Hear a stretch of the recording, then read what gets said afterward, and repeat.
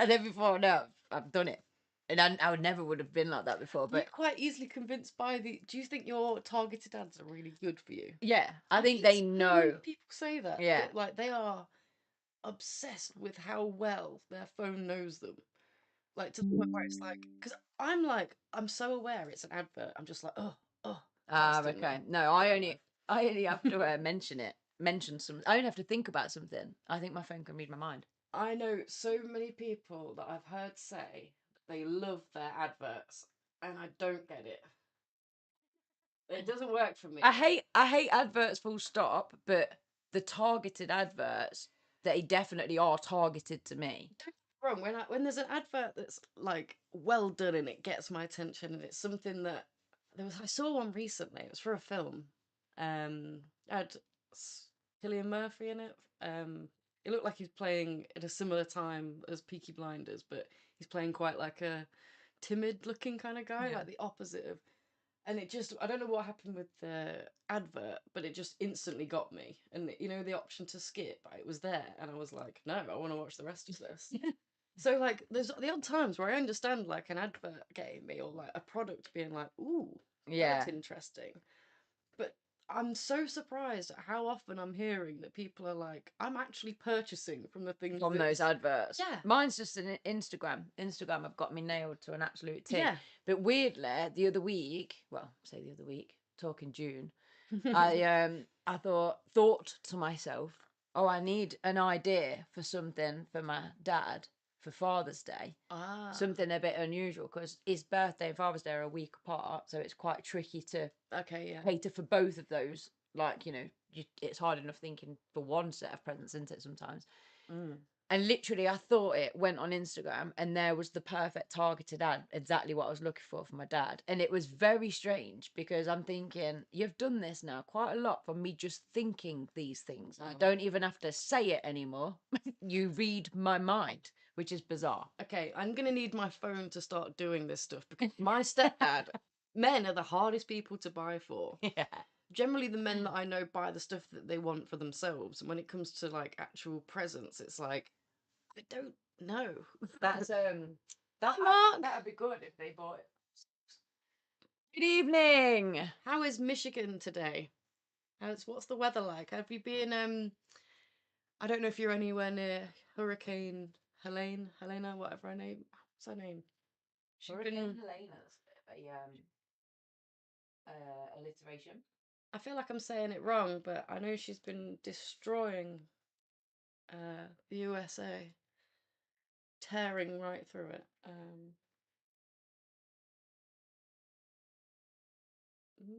Hurricane Helene, Orlando. So I suppose that's not really near you. Well, I hope that you're very well, Mark, and I hope that you're not being affected by poor weather. But if you're tuning in and you are, I mean, we've got some flooding here ourselves.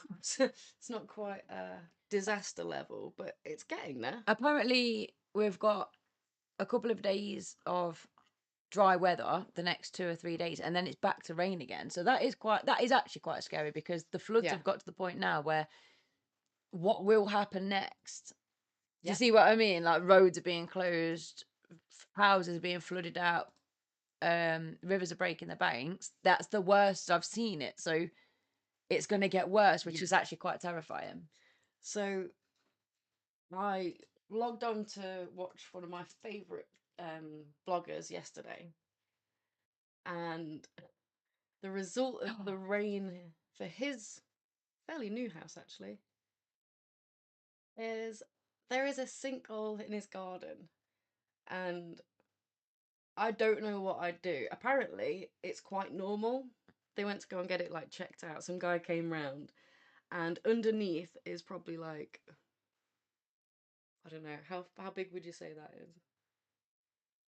Not quite a meter. Not quite a meter. Nowhere near as bad as like what he thought it was going to be. Yeah. But the vlog started with him looking out of his window, looking at how many birds were on the lawn, and then was like, "Hold on, there's an asteroid just hit my," because it was just this dip. And when they cut into it, there's this hole underneath, and apparently it's very easily fixed. Oh my God. But there's a sinkhole in his garden. We had sewerage, raw sewerage in our Right. garden. The sewers were backing up, so you know. The people lose just in time as well with the Hey Lou, yeah, sorry to bring negative memories back to the surface. Same way that re-traumatizing. re-traumatize you. The same way that there was nappies and wipes and tissue and poo being brought to the surface of the garden. Nice bit of cholera, lovely. I know. Do you know what it's bad because the dog's out there and it's like she can't be just paddling through raw sewage. It's actually, but Yeah. the thing that got us thinking was our house, it was backing up and backing up, backing up, no control over it. But our house goes like this, so it was running away from the house. If we were on flat surface or even an incline towards us, that would have been Yeah. backing up straight into the house. And it made me realise that's how it happens. Yeah, I know plenty of gardens like that where the back door is much lower than the rest of the garden. Therefore, the water would have come down. That was gross. That was gross. Oh, bless you, Lou. Mark's saying Hurricane Helene remnants went over us in Chicago last weekend. Went over the last of my family in Atlanta. Oh no. Oh A wow, woman I yeah. keep in contact with got hit hard as she lives in Tampa area. Oh my God. Tampa, I mean, Florida, I feel like half the year is just natural disasters, isn't it? It's cold in Michigan, but maybe it's just me being nervous. I'm working photography from tomorrow to Sunday, so nerves are rattling. Where are you photographing? That sounds Nerves are rattling. I love that saying though. it's That's a treat, good like, description, yeah. isn't it? It gives you a real like visual Yeah. of what how Mark's feeling. I know, bless you. Yeah, America is terrifying. Oh, a large car event in Detroit. It's very cool. Ooh, is this vintage cars? Is it new cars? It sounds interesting. I love cars. Do you like cars? I do, yeah. When I was younger, I was a bit of a petrol head. I was obsessed with fast cars. I've definitely changed more to kind of like vintage buses now. So I still like engines. It's just switched. I don't know anything about cars when it comes to like Mm. the making of an engine and building it. Any of that I don't have any interest. But there's something about a car that looks good. And I don't know how else to explain it. I think it's just because I'm a visual person. Yeah. But some old classic cars, Oh yeah. they look amazing. And like when they have like these like same stickers on that represent like a car that was in some rally a long time ago, but they've kept these. And it started off being like, I don't know, I'd see it once, and then just because of my partner being into cars, I'd see it again and be like, oh my God, they've redone that car to look Yeah. and you can really respect what some people do with their cars, and they take a lot of pride in them. They're certainly doing a lot of money. Like I say, when I was younger, I had a Saxo VTR, and yeah, and I love a dump valve. Like that sound, like oh, I used to go to a few meets around Loughborough. Like because it's not just a sound, is it? It's a feeling. Yeah, Like you can feel it in your chest. and there'd be like cars like racing against each other. And my boyfriend at the time, he'd always be He had a MG ZR, like an electric blue one, and he'd always be Very like cool. polishing it up. Like while me and Taz were just drinking vodka in the back seat. They're always very much looking after their cars, and Yeah. that's very cute. We used to valet his car, his dad's and his mum's every Saturday. That was his board. That's how he paid his board, like full valets on the car. That sounds like quite a nice deal, to be fair, especially if you like doing cars. Well, yeah. I mean, after a while, I was like, "You're paying your board. I am bored. This is my Saturday afternoon, and I'm spending every Saturday afternoon. You're saving yourself 100 quid, but we're stood here for 3 hours polishing up and sorting out 3 cars every weekend. So yeah." Yeah, no. These hobbies that just take up way too much. Well, yeah, exactly. I suppose he could have been doing worse. Exactly. It's weird when you grow up and you have these idea of like, oh, you just needed to fix up, and then you go to the next bloke and you're like, oh, that No, wasn't a problem. I definitely dumped him for all the right reasons. But Oh, congratulations. he got with a man after me, so maybe there was some things he needed to try out. It wasn't just a car he was looking to polish. But kudos to that guy for finding your sexuality. Exactly. I think he's better with women now, but there we go. I feel like I opened his mind to kind of exploration. I was that key to Why don't you live your life a little bit more? Brought him out his shell. Inside that box a little. Oh, exactly. I foster men until they find their forever home. So Encourage them. exactly. So all cars and a lot of celebrities, as the event is the second biggest in Detroit. Oh my god, that's the kind of event that we'd enjoy just walking around and catching our content into. I bet it'd be really interesting. I rebuilt a Porsche that was trashed. My girlfriend bought me when I had cancer in 1998. Wow. That car, Christine, is why I stayed in car shows. I can imagine you must have so much of a connection with a vehicle if you've rebuilt, especially with in your own the hands, yeah, a machine that you can get from A to B, and like that just baffles me. especially it sounds like it was a bit of a crutch while you were going through health issues as well. I know with my friend when she was really suffering with her Crohn's, her horses absolutely kept her going. Yeah. You know, that connection that she had with looking after them and having to be, it gave her a purpose to pull through, if you see what I mean. So yeah, definitely. So what are we talking about this evening then? Well, I was going to say the idea of weather and all that being scary rolls very nicely into this episode. But first, like and subscribe if you're new here. We're here every Thursday, 7 to 8 p.m. But all your support really helps us. We didn't meet the 1,000 followers for Steph to shave her head, but we did get some new followers. We did get some new followers. It's been going up. Yeah, It's so I'm impressed. Thank you very much, everybody. Join the crew, because one day you can look back and be like, oh, I was there when there was only like 221 followers. Exactly. So I'm going to play the intro and then we're going to get into phobias. Phobias!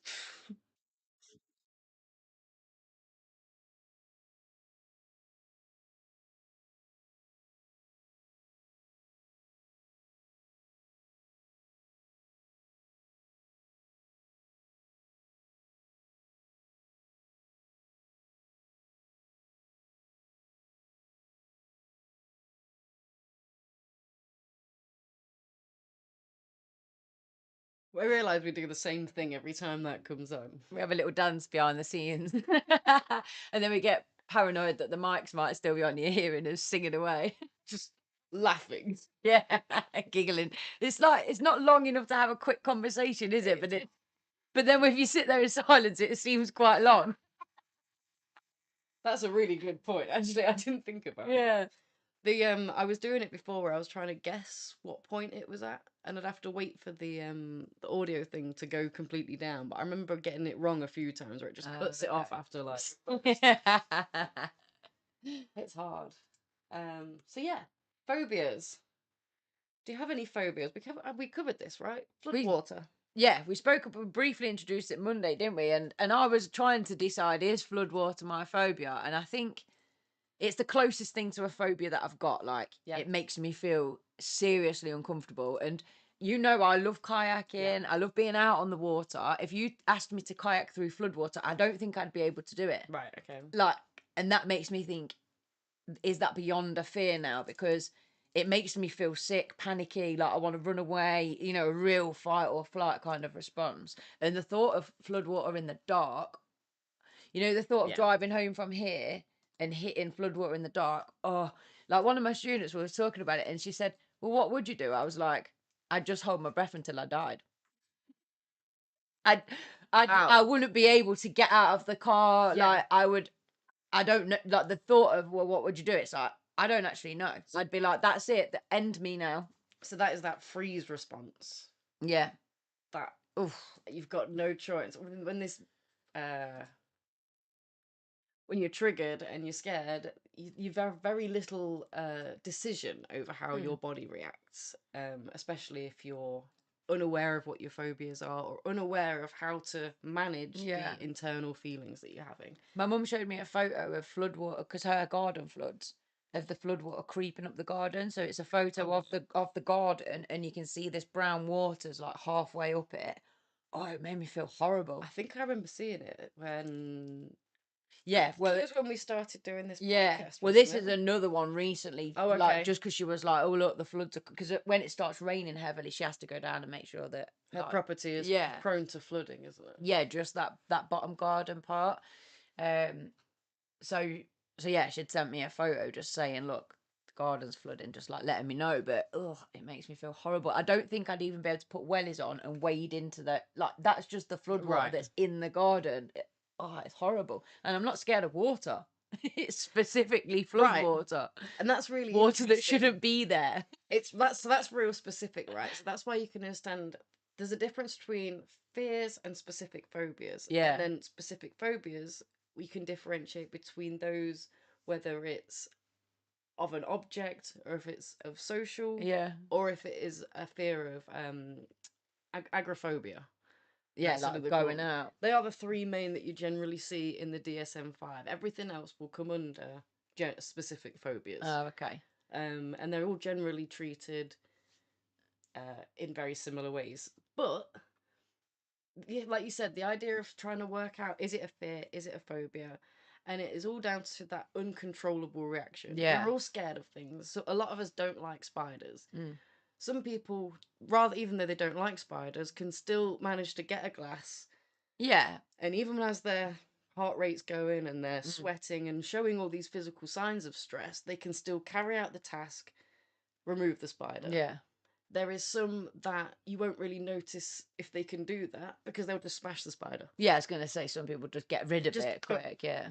A phobia, you won't even be able to get anywhere near enough to smash it, to be able to crush it. You might have a go with something far and long, but generally we know how that happens. It will go near the spider and the spider goes, and you can't find it. And then you have to move out. And then the spider owns your home, and that's real sad. That's a real shame. And honestly, that happens to me a lot. I've had to move several times because the spider was just way too big. I don't know if Mark's saying anything. Fear is being abandoned. I'm always alone, so it makes that childhood CPST worse. Bigger fear, surprise, surgeries, hurricanes, anything. So abandonment, it for sure is my biggest fear. There's something. It's quite interesting, right? When you see these two different attachment styles argue, they both have this idea of the worst thing that they could do to each other is so different that when they do the thing that they're okay with, and the other person's like, how could you, like, to someone that is avoidant, the worst thing you could do is keep yelling at them. Yeah. To someone that has a fear of abandonment, that has this insecure attachment, the worst thing you could do to them is leave them. Yeah. Yelling at them and getting louder and more is, as bad as it seems to the person with the avoidant attachment style, it's not a bad thing to the other one. And it's understanding these different levels of perspectives and trying to communicate about it before it gets to that point. So if you are the kind of person that needs to walk away, saying that before you're at that point, if we ever fall out, I need to walk away and have a few minutes. That's just how I calm down. Yeah, and that's the thing, avoidant attachment styles. Go away for 10 minutes, 30 minutes. You have to come back. There's a problem with these people. Well, I said that I needed space and I told them I wanted space. You still got to communicate. 3 days, my love. You need to come back. We need to reassess and sort out the situation. Because when the brain's triggered, we're not literally the part of the brain that makes good decisions, that rationalizes, that has any hope of having empathy, shuts down. We've got Lou saying that she nearly moved out because of a giant house spider in the bathroom. I think I remember that. They take you hostage. And I've got something, like I said it on Monday. These spiders are getting bigger, man, and I don't know what to do about it. You what? Sorry. These spiders are getting bigger. They are getting bigger. We were saying that, weren't we? Because when you were searching them, I was like, don't put them up on the screen. You scare everybody. Hey, Kat. How are you doing? Hello, Kat. How are you? When I was younger, I was actually scared of cats, funnily enough. But that was more because I'd have dreams that they were talking to me. So then... You are a crow. Well, now I understand why. Yeah, they were... That's why I was a bit fearful of them. I've never seen you scream at a cat like I have seen you scream at those crows. And that's the thing, I'm not even scared of birds, but one of my students has a phobia of birds, and I sent him the video, and as much as he was laughing, he was also like, I wouldn't have gone in there, I wouldn't have coped, that would have been my absolute worst nightmare. I love that. So if you've got... Makes me laugh, I'm sorry. If you've got a fear of the perception of abandonment too, that is when it becomes more of a phobia then, isn't it? So yeah, and I know that it's slightly different in terms of a psychological thing over a physical object, but it can control your behavior still, can't it? You know, you'll perhaps put up with things that are unhealthy because you've got this perception of, well, if I say something about that though, they might leave me, even though really you should be kind of making your boundaries really clear and things like that. And it doesn't mean they'll leave you. No, not at all. It's hard to understand that though, right? These are down to like core beliefs that you've probably learned at a very like difficult time, maybe in your childhood, where I don't know what I was gonna say with that. I did have the rest of my sentence and it completely went out of brain because I looked at this and then this way and saw more writing. Well, I was just thinking that I think that's where my flood phobia comes from. I went to a school that the field used to flood. So Right. every time it rained, I've got these memories, very early memories, you know, being 5 and watching the field flood, and it'd be quite exciting. And Okay. there was this big log that we'd all play on in the field, but I remember seeing that floating around, and that like, ugh, we usually play on that, and Right. now it's floating around in the water, and the water would come right up to the school. So then we'd have these assemblies on the dangers of floodwater, and they'd talk about the current. And my understanding of a current was that it was this monster that lived in the water, and it would swim around and grab you by the ankle and drag you It's a under. big raisin that just grabs. So I imagined it a big raisin because obviously I knew what a current was, like that kind of current. To my artists in the chat, please make that No, the visual. But I think the lack of understanding is what then made it a phobia, because I didn't understand what they were talking about when they talked about a current that would drag you under. So my brain filled in the gaps, and the current was a physical object that would, you know, lurk around and grab you, which a current's still pretty terrifying when you understand what it is, but I think it's good to understand that when you're talking to children, how these fears can manifest. Just because a kid isn't in front of you going, "Oh my god, I'm so scared," it doesn't mean they're not thinking and processing these things. What? And not just children's brain, the autistic child's brain, because Yeah. they're taking things literally. Literally, you know, imagining a bit of dried fruit, like so big that's gonna come and drown her. Like it's just unnecessary fear that we're giving to kids. But it's like hold your horses. I always remember a teacher saying that to me once. Hold your horses, and my instant visual was of this huge horse, like me trying to hold it, and it being crushed under its weight. I don't think I could hold one horse. Yeah, like, why is she telling me so? I haven't got any horses. And then I still didn't do as she asked because I had no idea what hold your horses meant. And then you get shouted at. I don't know what you mean. Sorry, you're talking in riddles. I do my work, but you're used like a leprechaun. Oh, you meant wait. So why are you gonna say wait? Gosh. Kat says she's tired. Just finished prezzies and cake for Hattie. Happy birthday, Hattie, by the way. Yeah. Lots of love from us. It must be tiring though, right? Like, you know, cake, presents, singing her birthday, controlling all the kids getting it, the other kids trying to blow the candles out. I love that. It's actually amazing that you mentioned cake, because when we talk about phobias in university and stuff, and we start really delving into them, you can't use a specific phobia in case somebody in that class has that phobia. Yeah, I was worried about us talking about this tonight and triggering people. I suppose I should have put a bit of a trigger warning, but I suppose if you've seen the title, you know exactly. And the thumbnail with a huge spider on it.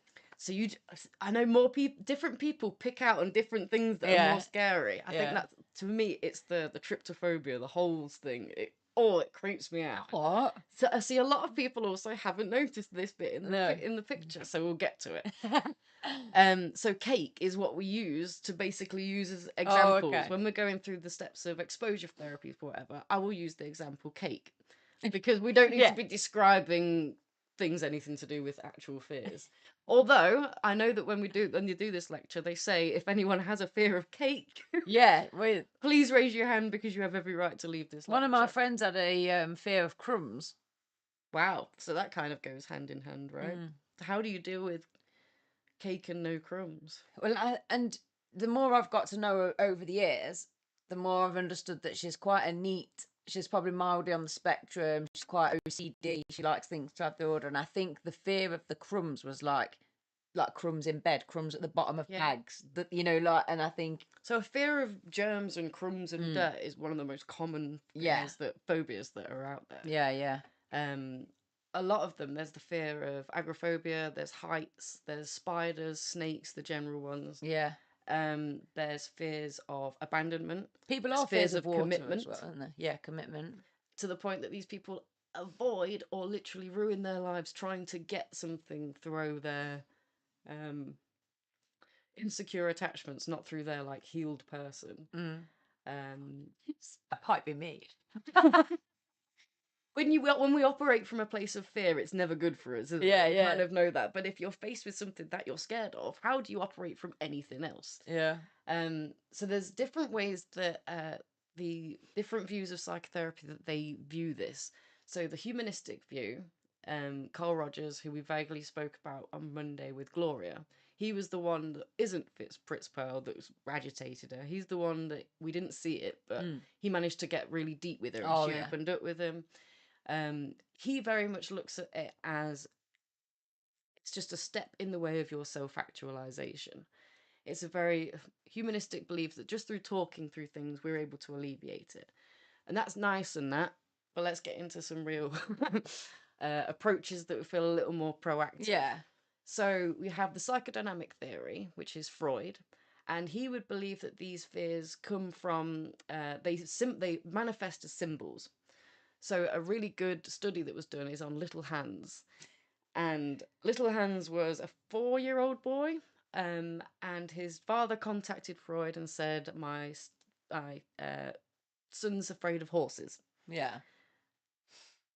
From where they lived in their town during the time that they lived in, there is not, it is horses. There's lots of horses on the streets. And Freud, of course, not like he always does, equated the horse, particularly the more phallic part of the horse, and said he must have a fear of his own father, and this stems from taking a mother taking him from him. Once you realize of that certain age that you cannot have sex with your mother, and that your father stops from that, He's very you adopt this twisted, fear. isn't he? Yeah. But because fears manifest in symbols and the subconscious, you don't become afraid of your dad. It's the thing that represents it. And that's a very interesting one, and we can criticize that till the cows come home. I know. I'm like, what does my floodwater represent? There's a load of ways you can do it. The only problem is, psychodynamic therapy is very expensive. You're looking about £100 a session, and they want you to go 6 times a week. On top of that, it's long, it's deep. They want to go through. You could be in therapy for 8 or 9 years before we discover what even this fear is. Third of all of the Freud's work generally was based on case studies. Not only that, this father particularly was a fan of Freud, and all this work wasn't done in person. He would talk to his son, get on the phone to Freud, report, and that kind of isn't really like reliable reporting, right? You'd be like, oh yeah, my son's showing those symptoms, just to hope that he'll pay more attention to it. So, and also you're putting your adult perspective on what a child means or actually thinks, and get penises out of child's. Just separate the two. Never have them in a conversation unless it's medical and very necessary. Especially horses' penises. Especially horses. The other way that we look at is the behavioural model. Lou, if you're still watching, then you'll be understanding behavioural and cognitive therapy through conditioning. When you train a dog, you use conditioning, whether it's classical or operant conditioning. And these are just by learning. You basically learn your experience through learning. So, for example, parenting as well, isn't it? Like a lot of parenting's conditioning, and even in schools because it's punishment reward system. So a lot of people say this isn't good for autistic kids because behavioral analysis kind of doesn't. We don't get rewarded and by our own brain in the same way, sort of thing. So it doesn't necessarily equate. For a dog, fantastic. They really don't have too much of an extra thought going on. Yeah. And they're very good at learning. With Pavlov's dog, we use the bell, but for my cats, it's just opening the door that the drawer that the food's in. That attaches to the original stimulus, which is the food, is now the sound, which then kicks in I'm getting food now. Like Lou using the clicker then when she's training Fleur. Exactly. So if you can associate an action and a good behaviour with the clicker and the treat, eventually you don't need to give the treat because the clicker represents that, and the clicker represents the good work, and you know that eventually, that's the reward. Oh, okay. Yeah, because you've made that connection in your brain. Operant conditioning is a little bit different, and mice we use to do this, where you put a little button and the mouse will realize that when it presses the button, it gets a little bit of a treat. Back in the 60s when they did this, they did use cocaine, and the mice loved the cocaine, I'm not gonna lie. And it showed that quite quickly. Not were they like just, oh, I'll get some of that. They were each time going back quicker, like people do with cocaine. It's Yeah. never quick enough, right? You have to return to refuel. This is a really good way of looking at behaviors because it looks at how we attach something to something else. So, for example, a child might really hate parties. I don't like going to parties. You know, the kid visibly is uneasy when it comes to going to a birthday party or a function or just a big event. And this carries on through adulthood. Going to therapy, you might realize that when you were younger, a balloon popped at a party. And then you've been scared. And you've attached that to that. Yeah. Similar, I know people that have got fear of lifts because there was a spider in the lift. And this attaching this one thing to another is just, it's terrifying. Claustrophobia, that's the one that we didn't mention actually, isn't it? Like a Claustrophobia? Because I was just thinking then like lifts and small spaces. Yes. So with these theories, yes, would I expose myself to a flood and then reward myself with a treat? Is that the theory though, that then I'm gonna make this association and remove the fear of the flood? That would be awesome, right? That would be so good. For getting Fleur to be okay with the floods, that would be a great way. Yeah. And if your brain was nowhere near as complex as it was, I'd say let's do it for you too. As a child, you might be able to before these and with certain situations. Interesting question. I love that question. That's got me. Yeah, why not? Well, I mean, like you say, obviously there's more thought there, isn't there? Where but it makes you wonder if you could rewire your brain like that, where it doesn't associate floods with fear anymore. It associates floods with good times. The one thing I worry about that is then where this happens in the army, right? Where they get overexposed to something that's negative, but to the point that it becomes so normalized because there are rewards, because you're feeling, I'm doing it for a good reason, whether it's an actual physical reward or inside yourself, you're like, I'm doing the right thing. Where was I going with that? People in the army undersensitized to it. Right, yeah, desensitized. Yeah. That's the undersensitized. I knew it was the opposite to oversensitized. Opposite of that. So the problem with doing that is you can see that a war zone or a person, a very graphic image will give the same physiological response as a picture of a kitten. So you are literally training your body to not care as much, have as much which empathy. Can be dangerous. It's a little bit, it's great for a soldier. You're a great killing machine. For the average person that wants to navigate life, you see, Mark talks about his PTSD. PTSD from the army is real. It's real bad. So it's funny that your fear is called flooding because there are two types of treatments for it. Yeah. And one is flooding. Flooding is where we'll use the example of the cake, where I am literally breaking it apart in front of you, shoving it in your mouth, you're eating it, and your heart is going, and we're doing that until you calm down. So you're gonna dunk me in the floods, like, ugh. And you can get your own reward. You know what I mean? Just recognize that you're not gonna die, nothing's happening. However, there is obviously very many schools of thought that do not like this. It has shown very quick results in a lot of people. Just depends what the phobia is, doesn't it? Yeah. Why it was formed in the first place. Exactly. You cannot be. I don't think anyone is a good enough counselor or therapist that they should be doing this. No. I don't care who you are. I just don't believe in it. And that's the thing. It's like if you've got an irrational fear of something that can't hurt you, such as cake, imagine that was what your fear was, then, encouraging the person to grow their trust in the fact and, you kind of feeling it and getting closer to it and stuff, that may well be helpful. But most things are horrible things that they're scared of. So why would you want to get closer to it? Exactly. And that's a really good the perfect point that you could have made.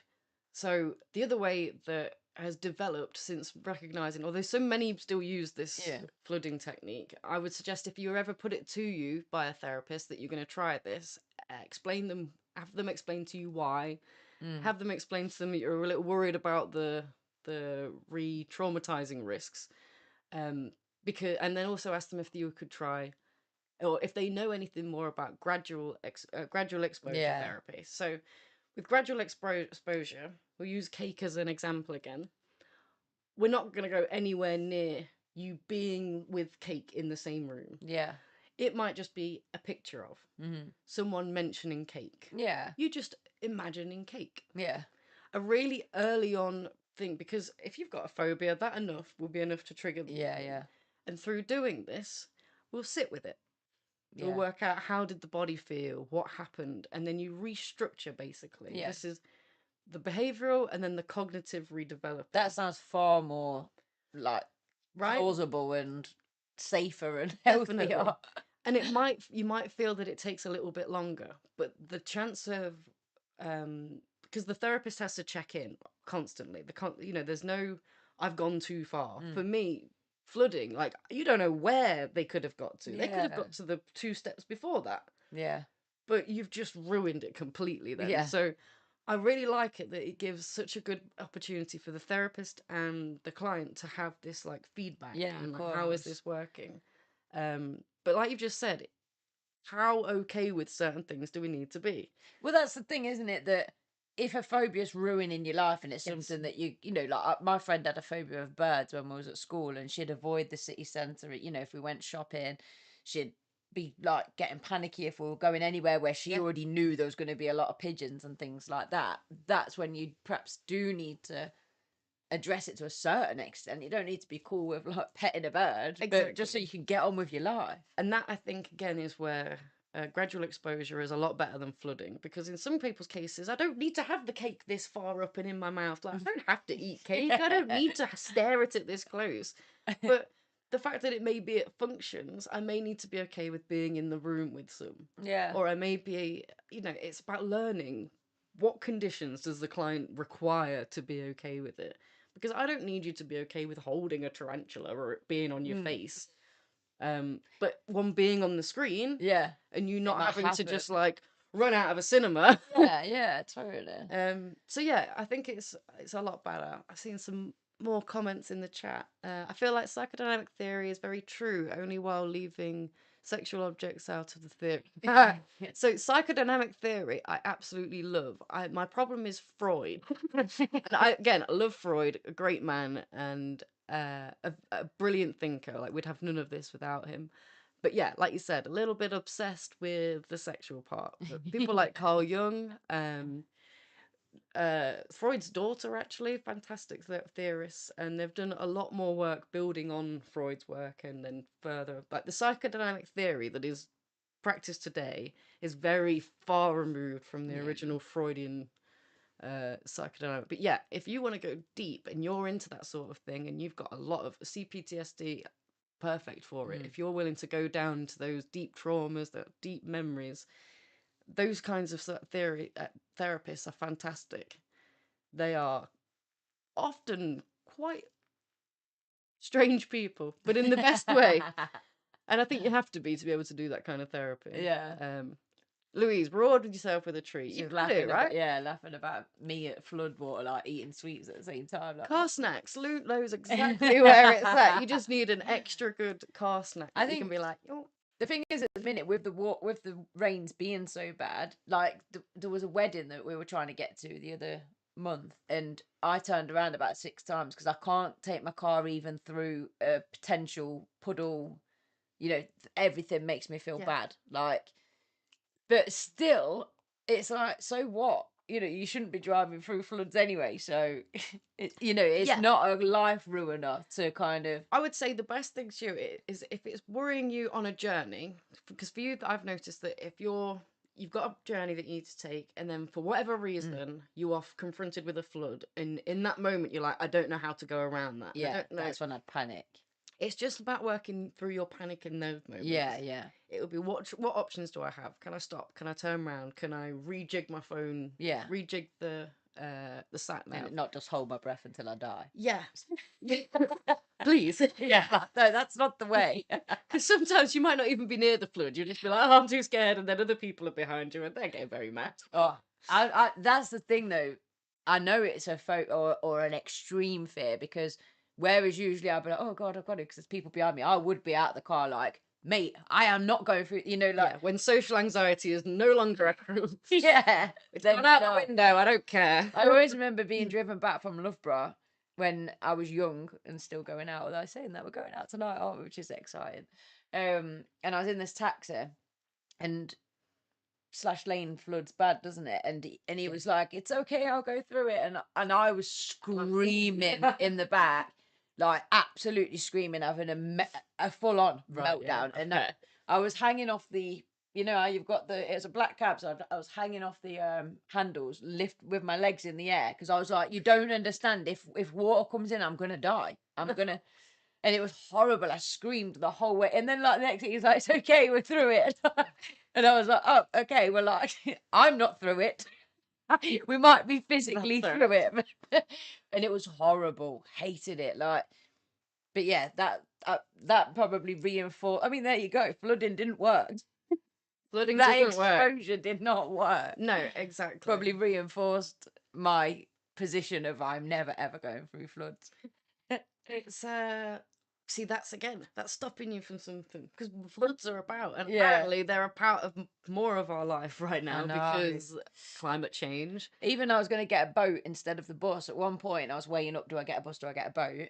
And the idea of floods put me off the boat, because if you're in a canal, chances are that canal will be a flood area. And you'll wake up, you just loosen your rope, but then you'll be on a flood. And that transition from waking up on a canal to a flood, oh, that's horrible. That's gonna go. Yeah, because I know a lot of people be like, I'm scared of floods, therefore I got a boat, because I will never. Yeah, I'd just be I just imagine I'd scream until it went down. You've got all these very finite, like, I will just hold my breath until I die. I will just scream till it's gone. Just because I don't know how I'd cope. You see what I mean? Like, I just do not know how I'd cope. That is a phobia. That you just said it perfectly. When here in the moment, your brain goes, I can't handle this. And this is a cognitive thought. This is... Look. This is a cognitive thought that we restructure. I can't handle this. This is a belief that we have. So yeah, it's like, just take a deep breath. You'd just be floating on the flood. You haven't even got to look. But it's Can you swim? Yeah. But what if the big current gets It's dying water and she can swim, ladies and gentlemen. That's what I mean. It's all right. So you can't. It's the cold water, right? You don't like cold water. I cold water, but even like 3 years ago, I did this 3 runs thing, and the wolf run. All of them, you have to jump into lakes, jump into rivers. There was one where it was a specific water one. You had to go in and out of about 6 different bodies of water. I've not got a fear of a body of water that's meant to be there. It's actual floods. That's why it's so weird. Okay, it's that water we don't trust. That you shouldn't be there. Murky brown water that's on a field. Oh, what are you doing there? Go back to your home, flood. That's really interesting. It's strange, isn't it? Because it's not a fear of water. It's not even a fear of drowning. It's a fear of the floods itself. Like, but what is it going to do to me? How do you feel with pictures of like post-catastrophic events? When like stuff looks completely like desecrated. It does make me feel creeped out. Yeah, gives you that obviously the sadness, but it also adds to that really. Yeah, it makes me feel creeped out. So it sounds to me like it's this fear of something that you cannot control. Yeah. It's bigger than you. I think do you know what? I think that's right, isn't it? Because actually, a lake, a river, I'm fine with it. I love it. I love a canal because that's controlled. It's where it should be. It's the one that shouldn't be there. Yeah, it's the... I don't trust you. It's the justice again, isn't it? Like, get back to where I'm doing it. Wait, was that on camera? No. I hope not. I'm doing it. I'm doing it. Lou loves a car snack. Yeah. I love a car snack now, thanks to you, Lou.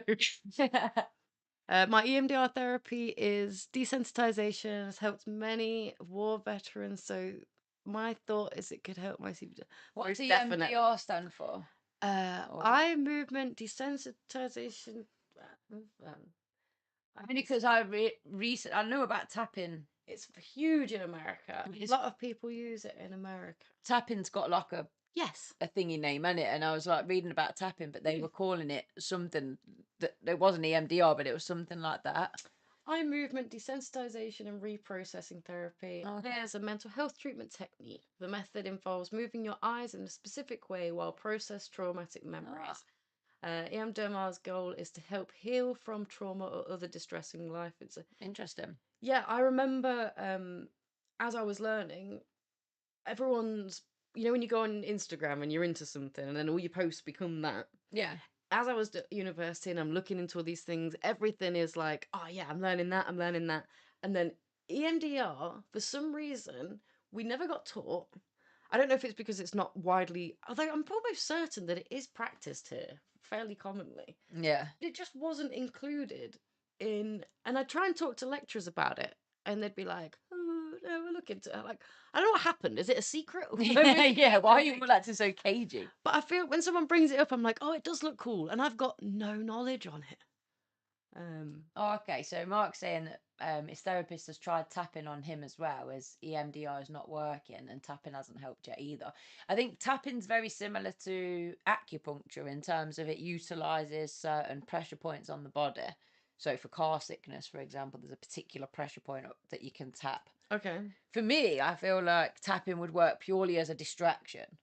You know, if you're getting anxious, maybe there'll be floods, and I'll be like, I know, I'm not too sure. I know there was a behavioral technique that if you say you don't want to think about certain things, you're trying to stop intrusive thoughts, elastic band around you, Yeah, pinging it. She said about that as well. And that again is your negative feedback loop. Reinforcement. She also said an interesting one was this was more for kind of negative thoughts. You know, if you will always find yourself having those catastrophizing type thoughts of like, everything's going to go wrong, is to move the elastic band onto the other wrist. Okay. and then pivot and say everything's going to go Restructure right. it. And then every time you find yourself having to do that, you move it backwards and forwards, and eventually you'll just the association. I can't remember whether it's just the association of moving the band helps you to reprogram it, but I think it just makes you more accountable of noticing. Yeah. Oh, I've done it again. You know, I've been negative again. It's a good counter, These are just thoughts, because Yeah. you know we get so caught up in I've got anxiety, but a lot of the anxiety is caused by the thoughts in the first place, and a lot of your thoughts can be reprogrammed. And it's just about getting them when they're happening. Yeah. And like realizing. The more often you do it, you're carving that new brain wave, that new new pathway. Neuropathway. If you're doing that a lot, if you're an anxious person, you're having to do that a few times in an hour. That would hurt. Yeah, you'd end up with quite raw. Just my hands. No, I feel like for anyone's hands after a while, we're quite sensitive. And it gets to the point stop where having you're like, negative thoughts then. Yeah, I need to stop these thoughts. like a good visual, like a good physiological representation of the pain that you are causing yourself. Yeah, when you're being negative. Yeah, that's the thing, isn't it? You don't think of it as being harmful because it's not a physical action that's actually grinding away, but that is what it's doing. Literally. So I wanted to know if you knew anybody that had strange phobias, anything kind of weird. I don't know anyone with strange phobia. Do you know what? I went to university with a girl, and again, I don't know if it's more of a phobia now, more of just what could be autism. Okay. In the fact that they didn't like wet food. Okay. Yeah. So it's more of maybe a sensory thing, but I mean, maybe it's become a phobia because they've been forced it. Yeah, that's what I mean. That in itself is quite subjective, right? Like, what is a wet food? Yeah, like baked beans kind of thing. Cause it's got a sauce. Baked beans. If she could have pasta with no sauce on it. Yeah. Not only that, none of the food could touch on the plate, which is again a very common thing. Yeah, because it's definitely stemmed from sensory, but maybe her needs weren't met, and then it became a phobia. 100%. And the level of self-awareness she had with it was hilarious. She was like, "I realised this is batshit." But then you're like, "No, this is how you've." Yeah, the trouble is with that, you're then internalizing or creating this feedback loop of shame of I'm a problem. right? I shouldn't be like this. But actually, no, so what? You know, you're not hurting anybody. Yeah. If that's how you need to eat your food, crack on, girl, go I for just it. imagine that time of life where you're at university, you've just gone, people are cooking for each other, people are coming around, oh, can I get you some? And you have to keep going through this same, like, oh, I'd love to, but I don't have anything. Yeah. But it got to the point where her flat was so aware of it that they cooked Christmas dinner at the end of the year, and it was like, we know her Oh, plate cannot have anything wet on it. So we made so much effort to make certain things, like, we're trying to work out, like, is mash wet? yeah, which I think it would be classed as wet. It As long depends as it's what all the not mash is like. touching, like, If then it's got that's too much butter and cream in it yeah, or whatever, then yeah. But if it's just mashed potatoes, that's okay. might be all right. It's like, but yeah, just I suppose I've heard of people being scared of cotton wool, and I don't know again whether that's a a sensitive thing to sensory begin issue. with, and buttons. But I think it was even the word button used to send somebody.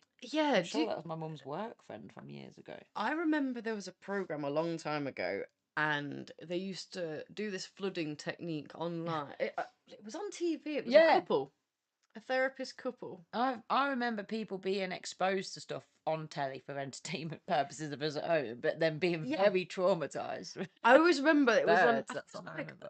GMTV or like Richard and Judy or something, Yeah, where someone sat there and they're like, look at how good she has been at this exposure, at this flooding technique or whatever. And they're like, this was her a few weeks ago. And it was like holding a fish up and she was like, losing her shit. yeah. And then it cut to her in the studio today and they're like, we're going to put a can of tuna that's closed on the side. And you can see she's like, really struggling. And they're bringing it, and I'm like, she's not chilled. Yeah, You yeah. shouldn't be advancing any of this. And I was a child when I watched this, thinking like, this is Very aware. okay. Like, this is uncomfortable. Yeah, but Why there was are you these. watching this? A lot of these programs came out where the woman was afraid of beans. She was afraid of. There was a woman afraid of buttons. It's just made to bath in some beans. It was just for entertainment values for people at home, wasn't it? Like, let's get this weirdo on the telly and make fun of them. I know. Why do you even need to Mark, know as that? an American, you must be grossed out of the fact that someone even eats baked beans. I don't like them. I don't like them, but I'm not scared of them. Lou says she's tried tapping and can't always get to grips with it because she forgets the sequences she's supposed to be doing. And that thing, isn't it, with these things sometimes they're like, and now do this, and now this, and you're already 3 steps behind. And you think I can't even tap right. No wonder I'm anxious. I can't even do this right. I know exactly what you mean. I get the same with. I really like hypnotherapy and talk down stuff, but I'm terrible at remembering a script. Yeah. I know people that can just riff so well, like with, and I'd be reading it, and you could tell I'm reading it, and no one needs that. So, but yeah, Well, let us know in the comments what your phobias are. You know, whether you've had techniques that we need to share with our community that do work if we've missed anything. yeah, Because neurofeedback therapy. I've never heard of that either. Mark's saying it's very helpful to his understanding. I'm gonna check that out. Yeah. But even like that neurofeedback therapy, I think that's the last one Oh, thing. I'm sure it is. I recognise she said something about neuro reprogramming or something like it was called something like okay. that, and it was like giving these physical. So I think that Interesting. might be that. I just call it conditioning. Yeah. Well, but yeah, let us know in the comments, and you know, my aunt is like scared of snakes. So's Nikki. Actually, can't even kind of mention them. You know, Yeah. and this is the thing. There are lots of common ones, but you can live with them. It's just a kind of Yeah. a quirk, isn't it? To finish it off, I actually had some stats. Oh yeah. Because I think a lot of people think, oh well, if it's a specific phobia, then it must be like really hard to deal with. And in terms of learning about phobias and the treatment and whatever, one of the easiest things to learn about in terms of treating it, really one of the easiest things that you can treat. So around 7 to 9% of the population will experience a specific phobia at some point in their lives. Social phobias affect 7% of the population annually, while agoraphobia affects approximately 1.7. So that's the difference between going out. No, because agoraphobia, you don't go out. Yeah, exactly. So it shows how much of that element is the social aspect and how much is just I cannot leave my house. Oh, okay, yeah. Phobias are more common in women than men, especially for specific phobias. Do you think that's just that women report them more often? I mean, one of our phobias is men, right? I think like it makes me laugh when men are like, "We need to defend you," and it's like, "From who, Bill?" But But anyway. It's just literally bringing me back trauma from today. Like, we tried to do an equality assembly with the students. That always goes well. Oh, they were absolutely awful. They always know why they're doing it, and that's what's the bad flag. Do you know, like, the worst thing was that we couldn't even get through a 40-minute discussion and all the rest of it without them being so disrespectful. And I can cope with them being disrespectful to me. It's when they're disrespectful to the other members of staff that Yeah. I find that really hard to deal with, because just sitting there and observing it and not kind of addressing it, or because Yeah. I know that adding to the noise isn't gonna help. So you kind of Yeah, do it's hard, isn't it? withdraw sometimes. Yeah. And oh my goodness. And yeah, and then just this level of know it all, know it all. Well, this, and this. And you're like, oh, do you know what? You've got it so worked out. Let's fast forward 10 years and then we'll talk about it again. Because this thing is lost on their, Yeah, their I get immaturity it. is at a level where it's lost. It's the Middle East. Apparently, you've got it figured out. Let's go. Yeah, Yes, guys. there's no point Got a preaching. solution. And even like, I remember myself at the age 14 and sniggering at Yeah. certain things. So it's like, and I know who I am now. So I have to just think, do you know what? They're on their own journey and they will reflect on this, just not today. You know, today's not the day that breakthrough is going to happen. Definitely. But then having to just go in the classroom and be okay and just listening to that level of like conversation, and it's like racism and prejudice and it's just ignorance. And but they're saying it with such confidence, and this, that, and the other, and they this to talk about a whole group of people. They, oh yeah, because you've met every person, haven't you? You know, weren't using pronouns. Oh, it's just, it was really, really hard work. But I can't remember why we brought that up, but I think it was something to do with oh yeah, it was men and women, wasn't it? And it was just that they just lack any kind. I'm trying to like share some experiences, and they've just got no understanding whatsoever. No, I get it. I'm woke, baby. I live in that area. Everyone just seems to. But then you've got the one gay lad who I'm like trying to say to him, trying to say about why it's not cool to hate on like sexual orientation, and he's going, I'm not bothered. You can call me whatever. It doesn't bother me. And I'm like, but it should. I get what you mean if your mate's having banter, but Stop it, Stockholm. You haven't got any love for yourself. This is why it doesn't bother you if you think it's okay. But then we're bringing up something about disabled people, and he's then taking the mickey out. It's just, oh, I'm like, you're all disabled. That's why you're here. You're all disabled. It's because they've got disabilities. No, and like if that's what level of like scrutiny we're taking the mick out of people for, like we really need to. But it's very systemic, so they don't even realize that they're actually being racist towards like a certain person because it's so ingrained maybe in the family culture at home, and they know what they're doing in the sense that they wouldn't say certain things to me that they're saying to other people. No, so they know deep down that they are doing that on purpose, because why would you not say it to me then? The thing at home right now, different people's homes are going to be representing different extremes in politics and views of things that are going on, and unfortunately the more racist families are becoming a lot louder right now because they're accusing and blaming things that aren't the problem on things that are that's the all that unhealed resentment and everything's coming out in just, you know, let's direct it. Definitely. And this happened post 9/11, right, where people started being able to say, I'm not racist, but I'm just, and it's like, realizing that racism doesn't have to be putting a white hood on and burning black people at the stake. Like, racism is literally saying PACKI, whatever you spell it. It's literally, it's the derogatory terms. It's the assumptions as well, like assuming that this taxi driver, because of a certain ethnic thing, is going to overcharge you, is going to go the long way round, it's worth making fun of because of their religious or cultural beliefs, whether it's, you know, because their parents have told the joke that all their parents' friends or whatever have laughed at, and you, in trying to feel old and mature, think, I get it, and their half of them don't even understand the joke either. It's just, I think for me, I'm like, just have some respect for your fellow human beings. You know, like, there's so much going on in the world. And I think as well, as an adult looking in, I want to say, well, you're insecure about this, you're bothered about that. I could make them all cry if Oh I god, wanted. yeah.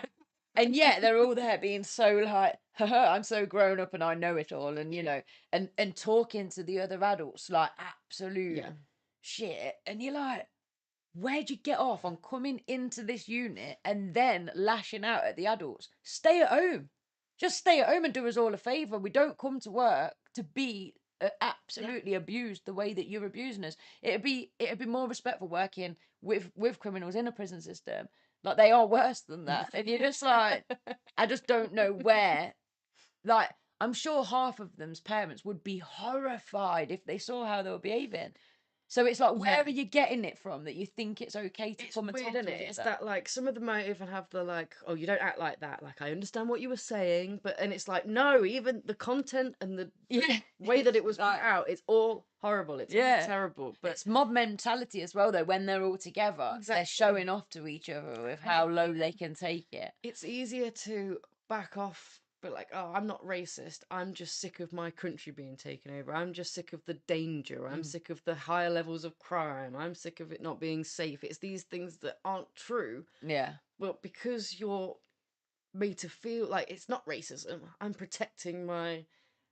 And just that, and just that Justified. umbrella allows you to get away with a The hell of a lot. the ironic thing is, some of them that are coming out of racist remarks, it's like all of your family is on benefit system fraudulently.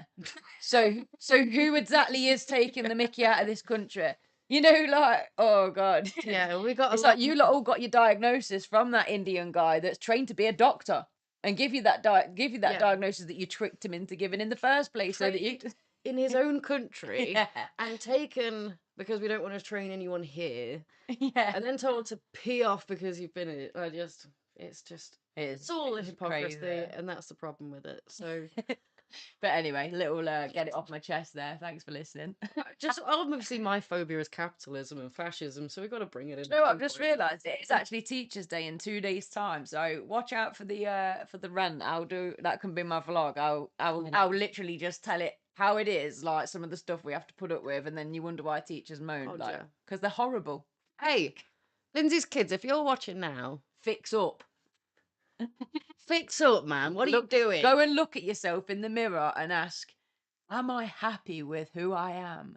Stop treating people like absolute dog turd. You're not gonna get a better teacher than this one. Like, Trust me. It's not, a lot of it wasn't actually directed at me. It's just, and I think that's even worse. So you can choose then, because you're choosing to show me respect and choosing to disrespect other people. Why? Why is it okay to I know. disrespect some people? So Show everyone as much respect as you show Miss Lindsay.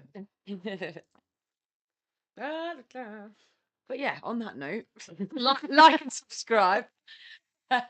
We're going out. We're actually going. We're going out. Oh. All, I'm excited. I feel like a youth again. Usually by now I'm like, oh, it's late. I need to get home. It's starting now. Off to see Harry Giorgio. Literally. Oh yeah, repping the Banty. Harry Giorgio and the Well-Behaved Gentleman. Are the Well-Behaved Gentleman there? Or was it just Harry Giorgio? No, yeah, they're headlining. Everyone. Excellent. It's a HQ thing. And if you'd like to go and check out Harry Giorgio for sure. He's got a brand new song coming out today. I suppose I should. Tell me why. Be with another guy. I don't know. I've got that one in my head. I don't know if it's that video. And that's why it's like. Yeah, that's this song. Is it that song? Yeah, it's like triggered it. So They are a really, really kind of cool genre mix of genres. Or it's like a bit of, what would you say, a bit of hip hop, indie. It's a real kind of merge. Yeah, a bit of rap. There's some reggae. There's some like, indie. There's really some like cool. pop punky type sounds. Let me see if I can show you this. Bad Habits. Obviously, don't want to risk playing it. Don't play it. We'll get claimed. But it's not released for another 20 hours. It's released tomorrow. We'll definitely get to hear it tonight. So I'll be vlogging. If anyone's wondering where my vlog is today, if you didn't see my post, it just disappeared. Half my vlog's gone. So they 2 and 3 are together tomorrow. But Lindsay's got a load of vlogs coming. She's obviously very mine are only on it. Mine are very, very short. Mine mine aren't traditional vlogs, so No, they're very much a vlog. Short, real yeah, vlogs. yeah, they're not like yours are like what I'd imagine an actual vlog to be like mini movies type thing. Two very different formats, but equally enjoyable. So check them out whenever they're released. There's an ADHD poem out today because obviously I knew I was coming in to do this, so I was like, quick poem today. Oh, guys, go and check out the poem and leave in the comments below what you thought of the poem. Do you relate to it? Does it resonate with you? Yes, indeed. Right. Well, let's just go. Yeah. Say like I'm going into town, so I'm going into town too. So this is Lindsay. And this is Steph. We're a different humour design. And this was a different podcast. Good night. Good night.